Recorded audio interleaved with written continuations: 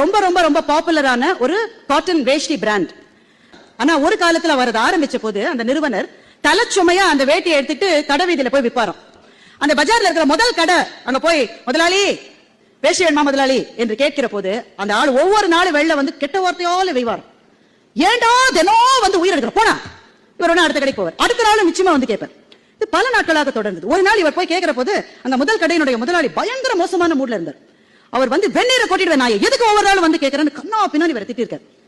இப்ப உடனே நமக்கு எல்லாம் இந்த சிச்சுவேஷன்ல நம்மள வச்சு பாருங்க, நம்ம எல்லாம் என்ன செஞ்சிருப்போம். இவர் என்ன பண்ணிருப்பாரு, அவர் என்ன சொன்னாரா, மூட்டை இறக்கி வச்சு முதலாளி தினம் உங்க கடைக்கு வரேன், நீங்க வாங்க மாட்டீங்கன்னு எனக்கு தெரியும், இருந்தாலும் தினம் உங்களை வந்து கேட்கிறேன், ஏன் உங்க முகத்தை பார்த்துட்டு போனா அன்னைக்கு வியாபாரம் ரொம்ப நல்லா நடக்குது முதலாளி. சின்ன விஷயம் தான். ஆனா தன்னுடைய ஈகோ தூண்டப்படுகிற போது கோபப்படாமல் அடுத்த மனிதர்களை தன் வசம் ஈர்க்கிறதை செய்வதற்கு உங்களுக்கு என்ன தேவை? அவமானங்களை விழுங்குகிற சக்தி நமக்கு தேவை.